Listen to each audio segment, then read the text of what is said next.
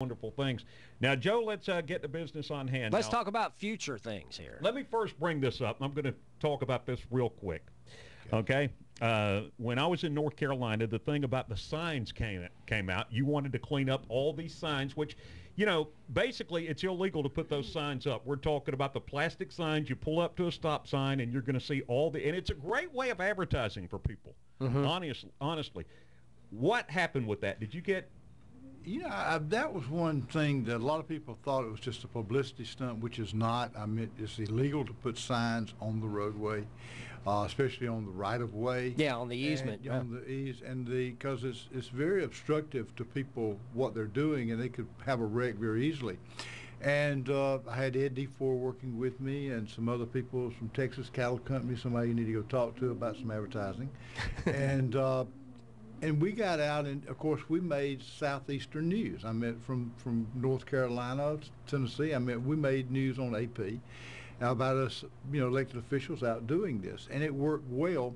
We have an ordinance in place. We just do not have the manpower to go out and pick up every sign, and plus you have other things that needs to be done also.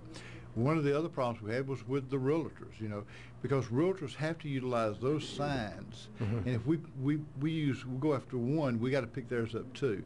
So we're still in working relations with trying to find out how to appease the Realtors Association who are selling homes, and also working with other individuals about placing signs outside or inside the out of the perimeter of the right-of-way. Now, what we're talking about, for those of you who don't know, is the signs that they're talking about are the signs like you see at the corners at lights that say, "I buy houses," and put a phone number on there. Or those that says, "Vote for me," Yeah, those kinds of things. Okay, you were going to say that about elected officials, but you guys are the worst culprits of this than anyone come election day. I will tell, and I made this statement at the board, I probably was the worst of all because I did not understand the dynamics of placing signs there and what danger they were at that time when I did this. All I was thinking about was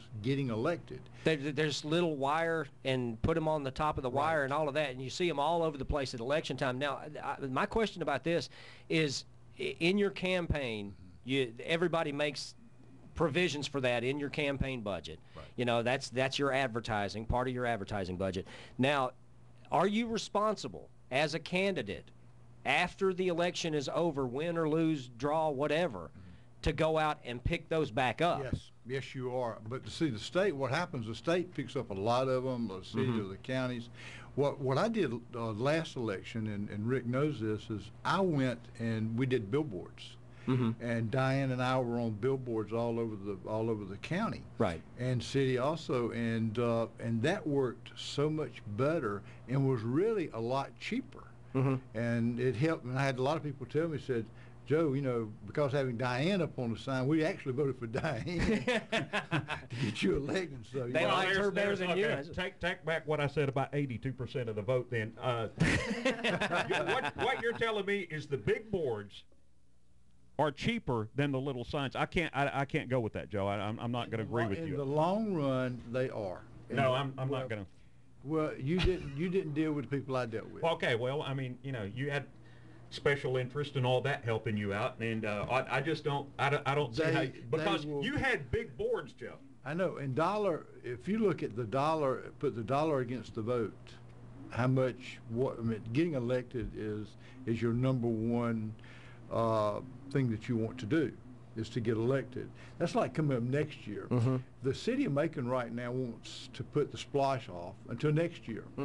Well, someone in the city has not thought about this. Next year is an election year, and people that are in office never put a tax on the people. You don't want that monkey on your back. You don't want that monkey on your back. So next year would be a bad year for the splosh, and then the next year is this year that the county commissioners will be running. So same deal. Yeah. So they're in a dilemma. The best time to do that on the splosh is now. And we know that, we lost the Ag Center. We lost. It was supposed to come to Macon. Macon and Bibb County is its own worst enemy. We lost, in which y'all all know we lost the Olympics. Yeah, No, we lost that's a real thorn in my paw. That was an embarrassment because out of the biggest cities in Georgia, we're the closest, obviously, geographically than Columbus, Augusta.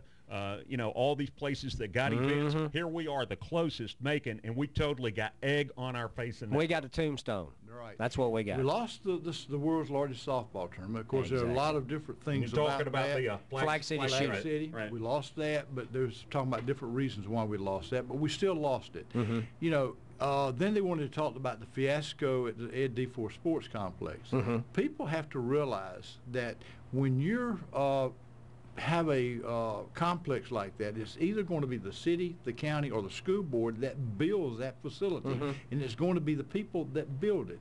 It happened to be with West Side Ed D4 Sports Complex. You had a group of alumni, a group of people out there that wanted to build this for their children. They came up short of money. There was some, I wouldn't say mishandling of money, but they just did not have enough sponsors that they thought they had.